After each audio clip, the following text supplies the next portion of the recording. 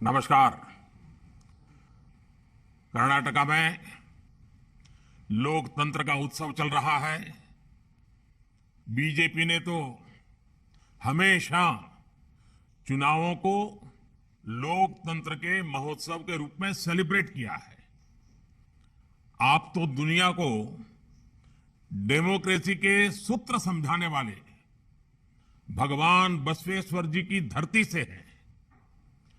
कर्नाटका की समृद्ध परंपरा के प्रतिनिधि और राष्ट्रभक्ति से ओतप्रोत बीजेपी के कार्यकर्ता होने का डबल गौरव आप सभी को प्राप्त है। इसलिए आप सभी पर दायित्व भी डबल है और मुझे विश्वास है हर बूथ पर किया गया आपका प्रयास बीजेपी को कर्नाटका में रिकॉर्ड सीटों से जिताएगा। जब बूथ विजयी होता है तब चुनाव में विजय अवश्य मिलती है। बूथ पर विजय दिलाने की आपकी भावना ही पार्टी को चुनाव जिताती है। पार्टी का एक अनुशासित कार्यकर्ता होने के नाते 2 दिन बाद मैं भी आप सभी कार्यकर्ताओं के बीच आ रहा हूं। कर्नाटका की जनता के दर्शन करने के लिए आ रहा हूं। कर्नाटका की जनता के आशीर्वाद लेने के लिए आ रहा हूं।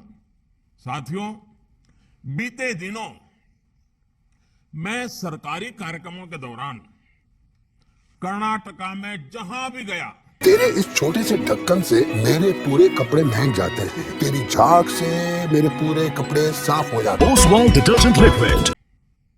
वहां की जनता ने हम सभी पर खूब आशीर्वाद बरसाया।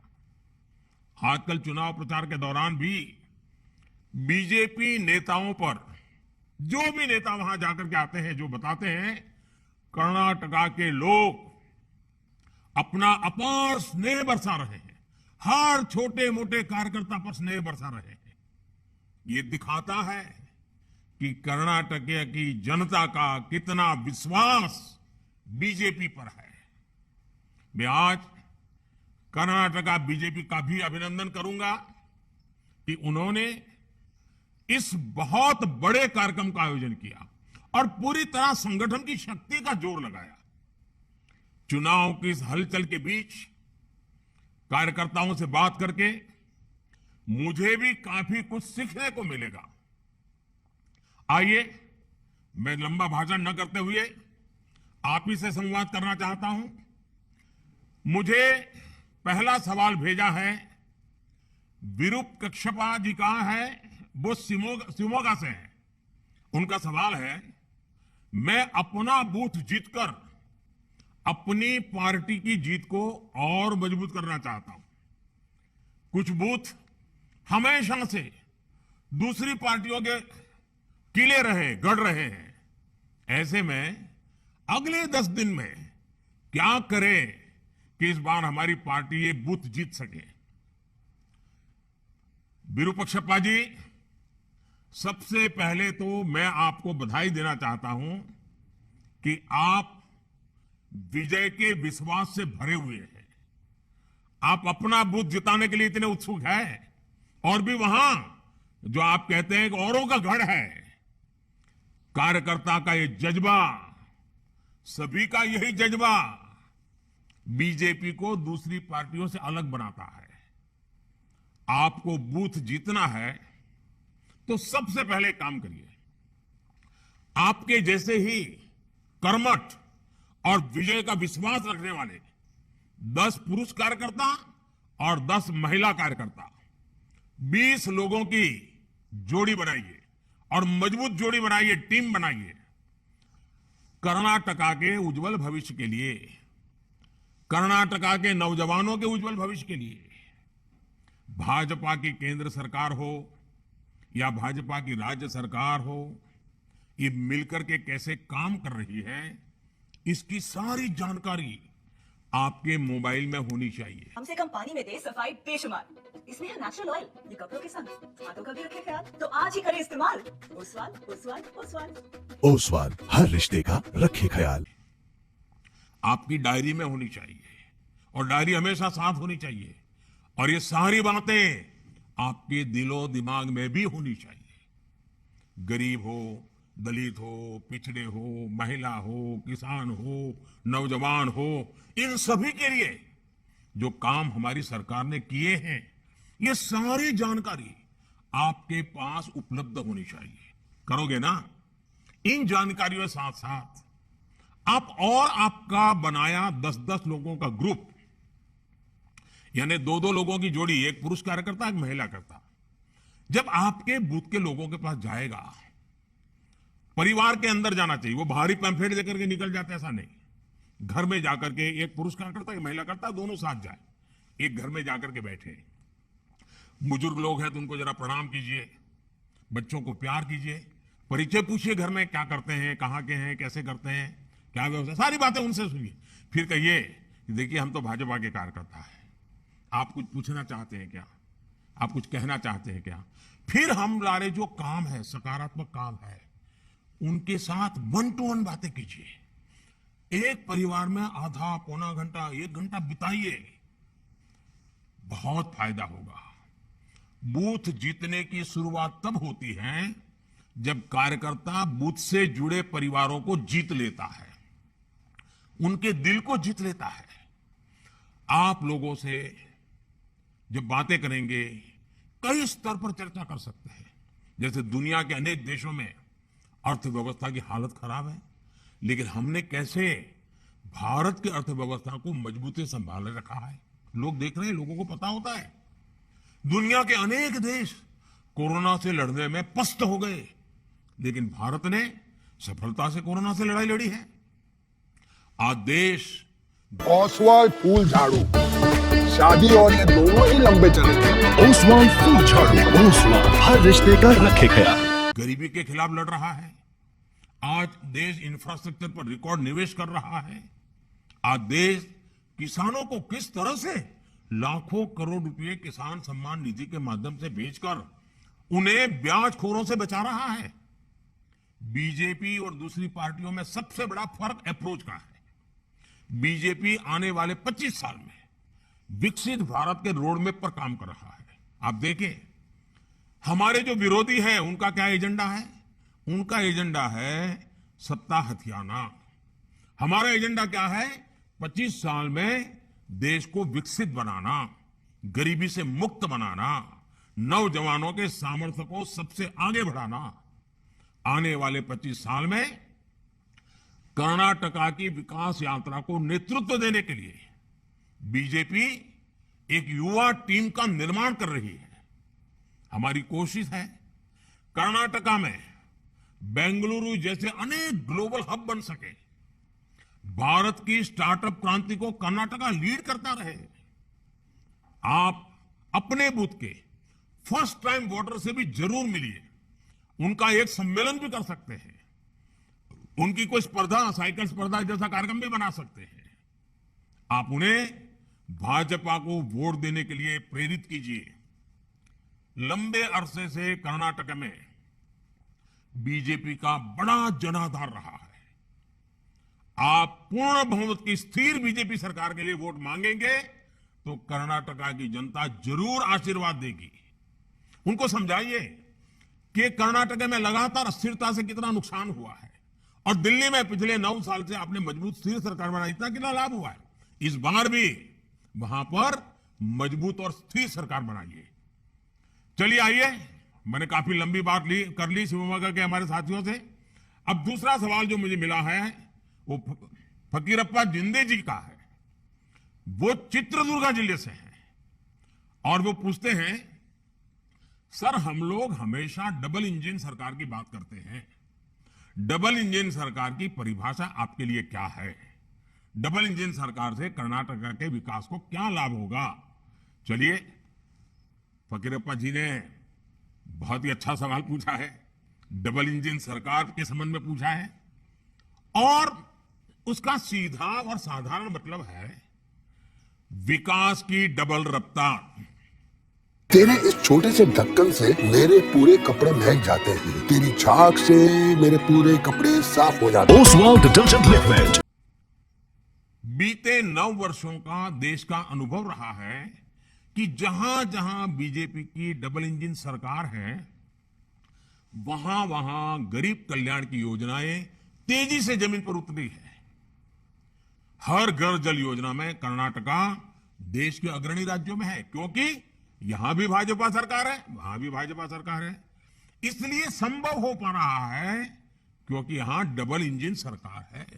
आपको मैं बताऊं, जो राज्यों में भाजपा सरकार नहीं है, लोकतंत्र में स्वाभाविक है, लेकिन करते क्या है, केंद्र सरकार की कोई भी योजना उनके यहां सफल ना हो, उनको डर लगता है कि अगर सफल हो गई तो मोदी का जय जयकार हो जाएगा। कुछ लोग तो योजना से जुड़ते ही नहीं है। कुछ राज्य ऐसे हैं वो योजना का नाम बदल देते हैं, स्टिकर नया लगा देते हैं। देश में एक बात आप हैरान हो जाएंगे, गरीबों को अनाज देने के लिए 1 nation 1 ration card supreme court को हुक्म करना पड़ा। क्यों? क्योंकि डबल इंजन सरकार उस राज्य में नहीं थी। देखिए, पीएम किसान सम्मान निधि में यहां कर्नाटका सरकार 4,000 रुपया अपनी तरफ से भी जोड़ रही है। भारत सरकार 6,000 रुपया दे रही है, राज्य सरकार 4,000 रुपया, दोनों भाजपा की सरकार। किसान को क्या मिल रहा है? 10,000 रुपया मिल रहा है। तो हुआ नहीं डबल लाभ। आप देख रहे हैं कि बीते 9 वर्षों में भारत दुनिया भर के निवेशकों के लिए महत्वपूर्ण केंद्र बना है। रिकॉर्ड निवेश भारत में हो रहा है। डबल इंजन सरकार के कारण इसका बहुत बड़ा लाभ कर्नाटका को मिला है। अगर यहां ऐसी सरकार आएगी जो बात बात पर केंद्र सरकार से लड़ती रहेगी, योजनाओं को रोकती रहेगी, जनता जनार्दन का जो भी हो जाए उनकी राजनीति चलती रही, अगर यही हुआ तो सारे इंफ्रास्ट्रक्चर के प्रोजेक्ट को वो लटकाती रहेगी। हम रोड बना चाहेंगे, वो जमीन संपादन का काम ही धीरे धीरे करेंगे। तो कैसे निवेश आएगा? निवेश नहीं आएगा तो कर्नाटका में नए रोजगार कैसे बन पाएंगे? यानी डबल इंजन की सरकार का न रहने पर जनता पर डबल मार पड़ती है। और आप देखिए, आप सामान्य नागरिक से बात करते ये भी बता सकते हैं कि देखो भाई, ट्रैक्टर है, हम बहुत बढ़िया काम करता है, लेकिन ट्रैक्टर का एक पहिया आप मारुति कार का लगा दें तो बताइए वो ट्रैक्टर चलेगा क्या? किसी के काम आएगा क्या? वो खुद ही अपनी उसमें बर्बादी करेगा कि नहीं करेगा? जैसे एक ही प्रकार की व्यवस्था गति तेज देती है, वैसे ही डबल इंजन की सरकार गति तेज देती है। छोटी छोटी बातें लोगों के साथ बैठ करके समझाइए, मतदाताओं के साथ चर्चा करके बताना चाहिए और बूथ लेवल पे बताना चाहिए। लंबे लंबे बड़े भाषण करने की जिम्मेवारी जिसकी है वो करेंगे। हम कार्यकर्ताओं को तो बूथ को ही जीतना है और बूथ पर ही हमारी शक्ति हमें लगानी है। तब डबल इंजन सरकार का असली मतलब समाज लोगों को आ जाएगा। साथियों, जब भी भाजपा को सेवा करने का मौका मिलता है तो विकास की स्पीड और स्केल दोनों बढ़ जाती है। अब जैसे कुछ पार्टियां कह सकती हैं कि वो जो सत्ता में थी तो वो भी आवास से जुड़ी योजनाएं चलाती थी, तो ऐसे में भाजपा अगर आवास से जुड़ी योजना चला रही है तो उसमें नया क्या है, ऐसा बोलते हैं। इसका ही उत्तर है स्पीड और स्केल, सोच और अप्रोच। अब मैं आपको बताता हूं कि आवास योजनाओं में हमने क्या बदलाव किए। मैं ये छोटी छोटी बातें इसलिए बताता हूं कि आप कार्यकर्ताओं को मतदाताओं के बीच जाकर के बताने में सुविधा हो जाएगी। 2014 से पहले की योजनाओं में एक घर बनने में 300 दिन लगते थे।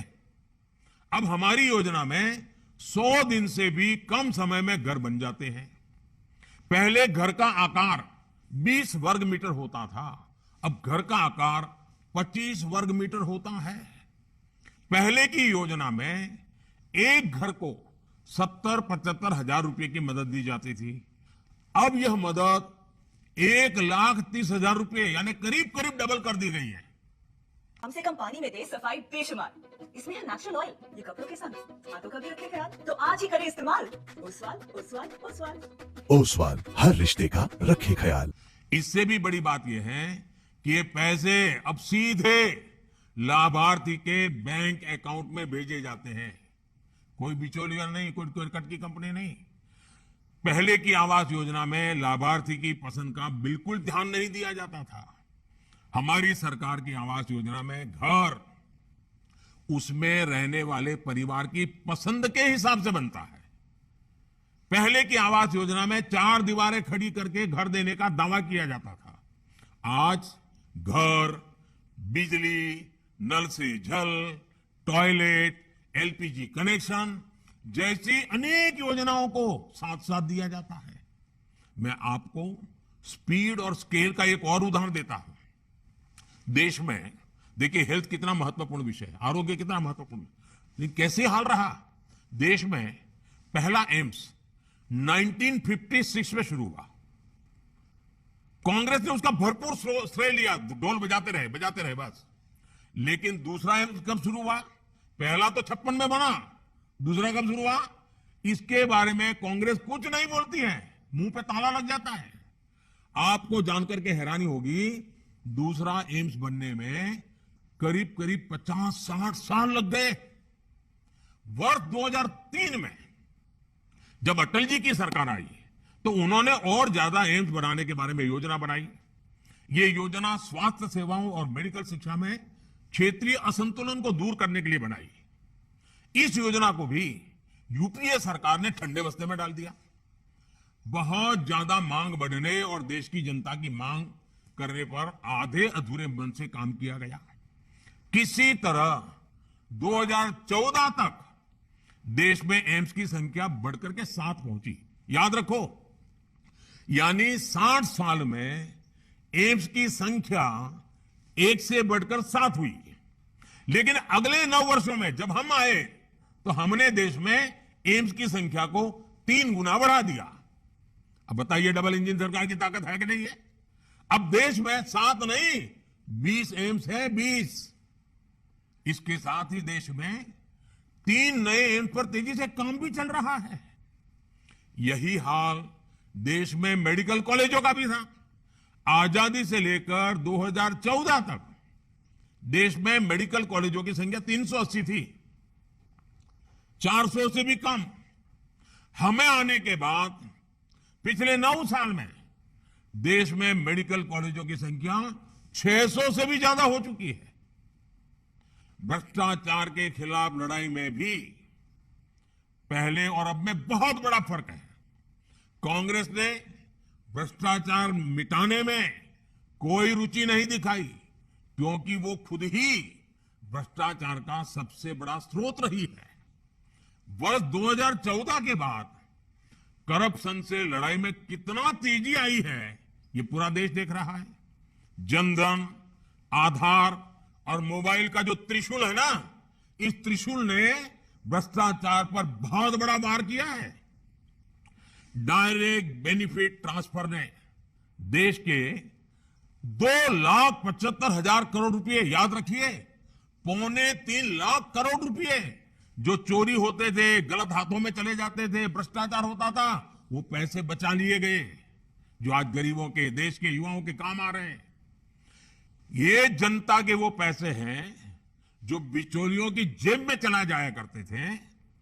हमने गवर्नेंस के हर क्षेत्र में स्केल, स्पीड, सोच और अप्रोच में आमूलचूल बदलाव किया है।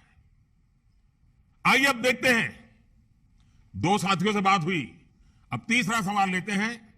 सवाल मुझे चंद्रशेखर जी का है और चंद्रशेखर जी विजयनगर से हैं।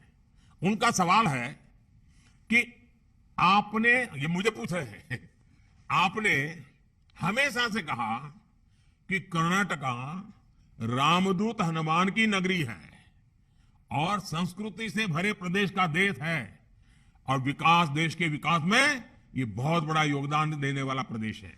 ओसवाल फूल झाड़ू, शादी और ये दोनों ही लंबे चलेंगे। ओसवाल फूल झाड़ू, ओसवाल हर रिश्ते का रखे ख्याल। कर्नाटका की सॉफ्ट पावर में आप कितनी संभावनाएं देखते हैं? अगर मुझे एक वाक्य में कहना है चंद्रशेखर जी, तो मैं यही कहूंगा, मैं बहुत ही संभावनाएं देखता हूं। और इस अर्थ में आपका सवाल भी बहुत महत्वपूर्ण लगता है। देखिए, भाषा, संस्कृति, साहित्य और इतिहास की गौरवशाली धरोहरों में कर्नाटका बहुत समृद्ध है। आप वहां रहने वालों का ध्यान जितना जाता होगा, हम बाहर से जब आते हैं ना, हम तो अभिभूत हो जाते हैं। कर्नाटका की दो बातें मुझे हमेशा से अपनी ओर खींचती हैं। आध्यात्मिकता में कर्नाटका कोई मुकाबला नहीं, और यहां पर आध्यात्मिकता लोगों को एक साथ लाकर सामाजिक जागरूकता की तरफ जाने को प्रेरित करती है। यहां अध्यात्म और सामाजिक उत्थान दोनों साथ साथ चलते हैं। चाहे वो कनकदास जी की भक्ति हो या फिर शिव शरण के वचन हो, कर्नाटका के लोग भक्ति की शक्ति का उपयोग समाज के निर्माण में लगाते हैं, भविष्य के निर्माण में लगाते हैं। दूसरी बात यह कि कर्नाटका के लोग समय के साथ और कई बार तो समय से भी आगे चलते हैं। आधुनिकता के साथ चलकर भी कर्नाटका के लोग अपने साहित्य, अपनी भाषा से जुड़े रहते हैं। यहां के युवा कोडिंग भी करते हैं और कुवेम्पू जी की कविता भी पढ़ते सुनते हैं। आज भी कर्नाटका के युवाओं में कन्नड़ा साहित्य पढ़ने की संस्कृति जीवित है। कर्नाटका अपने गौरवशाली अतीत के प्रति सजग है और कर्नाटका देश के भविष्य को गढ़ने में पूरी तरह जुटा हुआ है। मेरा और कर्नाटका का नाता भी पुराना है। कर्नाटका के लोगों के स्नेह को मैं दशकों से महसूस कर रहा हूं। मुझे दशकों से आशीर्वाद मिलते रहे। ये तब का स्नेह है जब मैं किसी पद पर नहीं था और यहां पार्टी के काम के लिए एक साधारण कार्यकर्ता के रूप में आया करता था। इतना ही नहीं, इसके भी पहले जब मैं राजनीति में भी नहीं था, श्रद्धेय यादवराव जी जोशी के चरणों में आकर के बैठने का मुझे सौभाग्य मिलता था। उस दिन से मेरा जो कर्नाटका और कर्नाटका के लोगों को के साथ जो मेरा नाता जुड़ा, वो लगातार वो और मजबूत होता जा रहा है। इसलिए ही अक्सर मैंने मन की बात कार्यक्रम में कर्नाटका की संस्कृति की बात की है। कर्नाटका के कितने ही लोग हैं जो कर्नाटका के विकास के पुण्य कार्य में अपना जीवन लगा रहे हैं। ऐसे लोगों की तपस्या को सबके सामने लाने का प्रयास मैं मन की बात में भी मौका नहीं छोड़ता हूं। जब भी मौका मिले मन की बात में मैं कर लेता हूं। और आपको मालूम है, अब इस रविवार को मन की बात का 100वां एपिसोड है, सेंचुरी लगाने का। वो आपके आशीर्वाद से संभव है, देशवासियों के आशीर्वाद से संभव है, और मैं तो इसके लिए देशवासियों को बधाई देता हूं। साथियों, आज भारत अपनी विरासत पर गौरव के साथ ही अपनी संस्कृति, अपनी आस्था, अपने इतिहास से जुड़े प्रसिद्ध स्थानों को आधुनिक अवतार के सामने ला रहा है। इसमें कर्नाटका की सॉफ्ट पावर की भी उतनी ही बड़ी भूमिका है। कर्नाटका में इसके लिए अनेक संभावना है, जिनको डबल इंजन सरकार ही अवसरों में बदल सकती है। चलिए अब देखते हैं, हमारे साथ चौथा सवाल भी हो रहा है। ये अरुण सेठ जी का सवाल है और वो दक्षिण कन्नड़ा से हैं। उनका सवाल है कि कांग्रेस ने हर जगह मुफ्त रेवड़ियों का वादा किया है। मुफ्त की रेवड़ियों की राजनीति पर आपके क्या विचार, हमारा मार्गदर्शन करिए। एक तो मुझे अच्छा लगा कि हमारे कन्नड़ा भाषी भी लोग और छेक दक्षिण कन्नड़ा में भी रेवड़ी शब्द समझ आ गया है। देखिए, हमारे देश में कुछ राजनीतिक दलों ने राजनीति को सिर्फ सत्ता और भ्रष्टाचार का साधन बना दिया। इसको हासिल करने के लिए वो साम दाम दंड भेद हर तरह का तरीका अपना रहे हैं। इन राजनीतिक दलों को देश के भविष्य की, आने वाली पीढ़ियों की मेरे कर्नाटका के बच्चों की, मेरे कर्नाटका के नौजवानों की, मेरे कर्नाटका की नौजवान बेटियों की। तेरे इस छोटे से ढक्कन से मेरे पूरे कपड़े महक जाते हैं। तेरी झाग से मेरे पूरे कपड़े साफ हो जाते हैं। Oswal detergent liquid. उनको कोई चिंता नहीं है। मुफ्त की रेवड़ी की राजनीति की वजह से कई राज्य इतना बेतहाशा खर्च अपनी दलगत राजनीति की भलाई के लिए कर रहे हैं, राज्य कर्ज में डूबते चले जा रहे हैं और आने वाली पीढ़ियों का भी वो खा जा रहे हैं। देश ऐसे नहीं चलता, सरकार ऐसे नहीं चलती। सरकार को पीढ़ियों बनाने का लिए भी काम करना होता है। सरकार को वर्तमान के साथ साथ भविष्य का भी सोचना पड़ता है। सरकार सिर्फ सुबह शाम रोजमर्रा की रोजी रोटी कमाने वाली जिंदगी पर नहीं चल सकती, बल्कि उसको एसेट क्रिएशन पर काम करना पड़ता है, संपदा बनानी पड़ती है, ताकि दशकों दशक तक देश के हर परिवार का जीवन ठीक से चलता रहे। इसलिए बीजेपी शॉर्टकट नहीं, बल्कि विकसित भारत के निर्माण के लिए काम कर रही है। और आप कभी रेलवे स्टेशन पर गए होंगे तो देखते होंगे, कुछ लोग एक प्लेटफॉर्म से दूसरे प्लेटफॉर्म पर जाना है तो ऊपर का वो ब्रिज छोटा सा चढ़ करके जाते हैं, और कुछ लोग जल्दी में नीचे ही कूद करके पटरी क्रॉस करके भागने की कोशिश करते हैं। वहां लिखा होता है shortcut will cut you short. ये सब जगह पे लागू होता है। साथियों, बीजेपी सिर्फ 5 साल के नहीं सिर्फ हमारी सत्ता के लिए नहीं, बल्कि हम देश के लिए सोचते हैं। हम दल के लिए नहीं, देश के लिए सोचते हैं। हम सिर्फ हमारी आज की चुनाव की राजनीति के लिए नहीं, हम 25 साल में भारत को कहां ले जाएंगे, इस सपनों को साकार करने के लिए काम कर रहे हैं। हाँ, कुछ तात्कालिक चुनौतियों से निपटने के लिए देश के गरीब परिवारों को हर संभव सहायता दी जा रही है, वो सरकार का दायित्व है। अब कोरोना वैक्सीन के समय हमें जरूरत लगी तो हमने मुफ्त वैक्सीन दिया देश को, क्योंकि जिंदगी बचानी थी, और वो आज मेरे देश को आगे बढ़ाने में काम कर रहे हैं। मुफ्त राशन देने की जरूरत पड़ी, देना था, दिया, क्योंकि देश में कोई व्यक्ति भूखा नहीं रहना चाहिए। लेकिन देश को आगे बढ़ाना है तो हमें ये रेवड़ी कल्चर से मुक्त होना ही पड़ता है। बीजेपी सरकार आज पूरे देश में आधुनिक फिजिकल, डिजिटल और सोशल इंफ्रास्ट्रक्चर पर अभूतपूर्व निवेश कर रही है। यही आज की पीढ़ी के साथ साथ भविष्य की पीढ़ियों को भी काम आने वाला है। अब देखिए, road, rail, airport, port, solar park, गरीबों के घर, पानी की लाइनें, gas pipeline, medical college, AIIMS, IIT, triple IT, IIM, ऐसी संपदा बनाने पर हमारा फोकस है। अब आज से 25 साल पहले अगर मेडिकल कॉलेज बनाई होती तो आज देश के पास लाखों डॉक्टर होते। हमें डॉक्टरों की कमी नहीं होती। नर्सिस की कितनी कमी है? अगर आज से 20, 25, 30 साल पहले आवश्यकता के अनुसार नर्सिस की कॉलेज बन गई होती तो आज देश में बच्चियों को अपना भविष्य बनाने के लिए कितना काम आता था। लेकिन उन्होंने उस समय की राजनीति की, भविष्य का सोचा नहीं। अब आज हम कितना ही दौड़ लगाएं, लेकिन जो 25 साल बर्बाद हो गए वो तो हो गए। और इसलिए मेरी नौजवानों से खास विनती है कि जो रेवड़ी बांटने वाले आपको मूर्ख बनाने की कोशिश करते हैं ना, आप अपने उज्जवल भविष्य, अपने संतानों के भविष्य के लिए सोचिए। और मैं पक्का कहता हूं, जिस दिशा में हम चल रहे हैं, जिन मजबूती पर चल रहे हैं, इसका लाभ कर्नाटक को भी मिल रहा है। अब फॉरेन डायरेक्ट इन्वेस्टमेंट की बात करें, एफडीआई की, और मेरी तो एफडीआई की दूसरी भी व्याख्या है। कम से कम पानी में दे सफाई बेशुमार।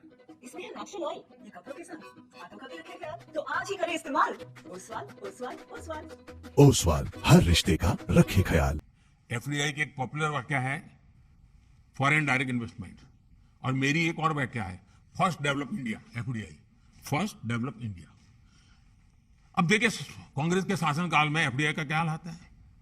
1 लाख करोड़ रुपए का निवेश आया, जबकि बीजेपी के 4 साल में 4 लाख करोड़ रुपए से ज्यादा निवेश आया है। कांग्रेस की झूठ की रेवड़ियों का पर्दाफाश करने के लिए आपको कांग्रेस शासित दूसरे राज्यों की सच्चाई भी लोगों को बतानी होगी, और आपको ये सारा नेट पर देखोगे तो मिल जाएगा, आंकड़ों के साथ मिल जाएगा। हिमाचल के लोग, अभी अभी चुनाव हुआ है ना, 1 साल हो गया, हिमाचल के लोग आज तक कांग्रेस की गारंटी पूरी होने का इंतजार कर रहे हैं। वादे किया कुछ नहीं। राजस्थान के लोग भी कांग्रेस की गारंटी पर आज आंदोलन कर रहे हैं। भाई क्या हुआ, सरकार का 4 साल बीत चुका, अभी तक गारंटी ही रह गई। कांग्रेस मतलब झूठ की गारंटी, कांग्रेस मतलब भ्रष्टाचार की गारंटी, कांग्रेस मतलब भाई भतीजावाद की गारंटी। कांग्रेस अब उस स्थिति में है जब वो ना कोई सच्ची गारंटी दे सकती है, और आपको तो मालूम है मेरे नौजवान दोस्तों, कांग्रेस की वारंटी तो बहुत पहले ही एक्सपायर हो चुकी है। जिसकी वारंटी एक्सपायर हो चुकी है उसकी गारंटी का मतलब क्या है जी? आइए देखते हैं। अब हमें और भी कुछ सवाल आ रहे हैं। देखिए, 5वें हमारे कार्यकर्ता मुझे सवाल पूछ रहे हैं। श्री DR योगेश जी है, वो तो बेंगलुरु से है, और उनका सवाल है कि सरकार बनने के बाद हम आने वाले 5 साल में कर्नाटका को कहां देख सकते हैं? बेंगलुरु के नौजवान है तो लंबा सोचने वाले होते ही होते हैं, अच्छा सोचने वाले हैं कर्नाटका के नौजवान। देखिए, देश इस समय आजादी का अमृत महोत्सव मना रहा है। आने वाले 24-25 साल देश के लिए अमृत काल है। इनकी शुरुआत इन्हीं 5 वर्षों से होने वाली है। ये किसी सरकार की बात नहीं है, ये किसी दल की बात नहीं है, ये देश की बात है। इन 5 वर्षों की प्रगति हमारे अमृत काल की नींव होने वाली है। ऐसे में मतदाताओं को उन्हें चुनना चाहिए जिनके पास अमृत काल के लिए कुछ ब्लूप्रिंट हो। अब देखिए, मैं आपको एक आजादी के पहले का चित्र आपके सामने रखता हूं। हमारे देश में 800,000 साल की गुलामी के कालखंड में इस देश का एक भी वर्ष ऐसा नहीं था कि आजादी के लिए किसी ने कोई जंग न किया हो। इस देश का कोई इलाका ऐसा नहीं था जो कभी न कभी आजादी की जंग को बिगुल न बजाया और लड़ाई न लड़ी हो। लेकिन 1920 के बाद पूज्य बापू के नेतृत्व में जो बातें शुरू हुई और पूज्य महात्मा गांधी ने आजादी लेके रहूंगा का जो मुद्दा आगे बढ़ाया, फिट इंडिया का मुद्दा आगे बढ़ाया, 25 साल के भीतर है ना, 800-900 साल से हम लड़ रहे थे, लेकिन वो 25 साल ऐसे महत्व के बन गए कि 1947 में आजादी आई। अनेक परिवारों ने काम, नेताजी के नेतृत्व ने काम किया, भगत सिंह जैसे वीरों की शहादत ने काम किया, वीर सावरकर जी के पूरे परिवार के ओसवाल्ड फूल झाड़ू, शादी और ये दोनों ही लंबे चले थे। ओसवाल्ड फूल झाड़ू, ओसवाल्ड हर रिश्ते का रखे ख्याल। लेकिन गांधी जी का उस नेतृत्व देश के सामान्य मानवी को आंदोलित कर गया। वो 25 साल का कालखंड जैसे आजादी दिला सका, वैसे ही मेरे साथियों ये 25 साल का कालखंड, ये अमृत काल समृद्ध भारत की गारंटी है। मेरे शब्द लिख के रखिए, देखो, ये विकसित भारत की गारंटी है। और हमारी सरकार ने तो अभी से इस पर काम करना शुरू कर दिया है। कर्नाटका हमारे इस विकास अभियान का बहुत महत्वपूर्ण हिस्सा है। कर्नाटका के विकास से भारत का विकास, फिर से मैं कहता हूं, कर्नाटका के विकास से भारत का विकास, हमारी सरकार इसी मंत्र के साथ चल रही है। आज पूरी दुनिया भारत को मैन्युफैक्चरिंग के हब के रूप में देख रही है। आने वाले समय में बहुत सारी मेगा फैक्ट्रियां भारत में आने वाली है। इसका बहुत बड़ा लाभार्थी कर्नाटका का युवा होने वाला है। इसके लिए हमें बहुत तेज गति से कर्नाटका के इंफ्रास्ट्रक्चर को आधुनिक बनाना है, तेज गति से मल्टी मॉडल बनाना है। आज देखिए, बेंगलुरु का इंटरनेशनल एयरपोर्ट कितना आधुनिक, कितना शानदार बन चुका है। रेलवे स्टेशन भी एयरपोर्ट से कम नहीं है। बेंगलुरु मेट्रो की प्रशंसा भी पूरे देश में हो रही है। बेंगलुरु मैसूरू एक्सप्रेसवे बहुत शानदार बना है। आज पूरे कर्नाटका में ऐसे प्रोजेक्ट पर काम चल रहा है। अब देखिए, शिवमोगा एयरपोर्ट, बीदर एयरपोर्ट, तुमकुर में HAL की फैक्ट्री, ऐसे अनेक प्रोजेक्ट पूरे हो चुके हैं। बाकी प्रोजेक्ट पर भी हमें बहुत कम समय में काम पूरा करना है। इसके लिए डबल इंजन सरकार, और वो भी कर्नाटका में पूर्ण बहुमत वाली भाजपा की स्थिर और मजबूत सरकार होना बहुत आवश्यक है। हम अगले 5 साल में ऐसा कर्नाटका बनाने वाले हैं जहां मेरे गांव का सामर्थ्य, मेरे किसानों का सामर्थ्य, मेरी माताओं बहनों का सामर्थ्य, मेरे नौजवानों का सामर्थ्य, मेरे दलित भाई बहनों का सामर्थ्य, मेरे आदिवासी भाई बहनों का सामर्थ्य, ये शक्ति, ये सामर्थ्यवान बने, सशक्त बने, समर्थ हो, संवेदनशील हो, और हम सब मिलकर के दिल्ली की सरकार हो या कर्नाटका की सरकार, मैं हूं या आप हो, कर्नाटका का विकास, देश का विकास, देश को गति देने के लिए कर्नाटका का विकास, हमें पूरी सक्षमता के साथ आगे बढ़ना है, विश्वास के साथ आगे बढ़ना है।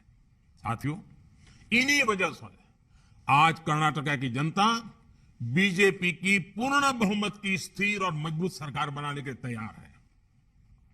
साथियों, ये मेरा सौभाग्य है कि मुझे आप सबसे आज बूथ लेवल के लाखों कार्यकर्ताओं के दर्शन करने का भी सौभाग्य मिला है, आपसे बातचीत करने का भी सौभाग्य मिला है, और मैं आश्वस्त हो गया हूं कि इस बार सारे रिकॉर्ड तोड़ करके भारतीय जनता पार्टी को कर्नाटका की जनता विजयी बनाने वाली है, आशीर्वाद देने वाली है। लेकिन साथियों, जनता के आशीर्वाद उसको हमें पोलिंग बूथ तक पहुंचाना पड़ता है। आंधी कितनी ही तेज क्यों ना हो, लेकिन साइकिल की ट्यूब लेके खड़े हो जाए तो हवा नहीं भरती है, पंप लगता है। वैसे ही आंधी है, आशीर्वाद का प्रवाह है, लेकिन पोलिंग बूथ तक ले जाने के लिए कार्यकर्ता डटे रहना चाहिए, बूथ कमेटी डटी रहनी चाहिए, बूथ की शक्ति लगनी चाहिए। और आप देखिए, बूथ विजय निश्चित हो जाएगा, और जब बूथ विजय हो जाएगा तो कर्नाटका के उज्जवल भविष्य की गारंटी भी पक्की हो जाएगी। और इसलिए हमें एक पल भी निश्चिंत नहीं। और कुछ लोग कहेंगे, मोदी जी आपने सार्वजनिक रूप से इतनी सारी बताई दी तो और पार्टियां भी उसका फायदा उठाएगी। मुझे कोई प्रॉब्लम नहीं है साथियों, सच्चे अर्थ में जनता के बीच में ईमानदारी से काम करने का हर एक को अधिकार है। लेकिन मुझे पक्का मालूम है, मैं सब पब्लिकली बता रहा हूं, तरीके बता रहा हूं, कोई सीक्रेट नहीं रखता हूं, लेकिन मुझे मालूम है उन लोगों की आदतें ऐसी है कि वो इस रास्ते पर चल ही नहीं सकते। ये तपस्या है, तपस्या, और भाजपा कार्यकर्ता तपस्या कर सकता है, इसलिए ऐसी बातें उनको कहने का मेरा हिम्मत हो जाती है। और मुझे विश्वास है कि आपकी तपस्या, आपका संघर्ष, आपका सामर्थ्य, बूथ पर ही ताकत लगाने का आपका संकल्प बूथ को विजयी बनाए के रहेगा। बूथ विजयी होगा तो कर्नाटका विजयी होने वाला है, बूथ विजयी होगा तो भाजपा सरकार पक्की बनने वाली है, और डबल इंजन सरकार वापस आएगी, ये मेरा पूरा विश्वास है। लोकतंत्र के उत्सव में आपकी भागीदारी, आपके परिश्रम को सशक्त करने के लिए मैं भी आपके साथ एक कार्यकर्ता के नाते जुटने वाला हूं। बीजेपी के कार्यकर्ता के नाते मुझसे जो कुछ भी बन पड़ेगा, आप कार्यकर्ता जो भी मुझे आदेश करेंगे, मैं भी कंधे से कंधा मिलाकर आपके साथ खड़ा रहूंगा, काम करूंगा। और कर्नाटक की जनता का आशीर्वाद लेना ये मेरे लिए बहुत बड़ा सौभाग्य होता है। आने वाले दिनों में हम घर घर जाकर बीजेपी के प्रति हर कन्नडिगा को, हर मेरे कन्नडिगा भाई को, उनके विश्वास को और मजबूत करेंगे। आपको पूरे विश्वास के साथ फ्रंट फुट पर खेलना है, हमें हर बूथ, हर पन्ने तक पहुंचना है। आप सभी को मेरी बहुत बहुत शुभकामनाएं, बहुत बहुत धन्यवाद। तेरे इस छोटे से ढक्कन से मेरे पूरे कपड़े महक जाते हैं, तेरी झाग से मेरे पूरे कपड़े साफ हो जाते हैं। Oswald Detergent Liquid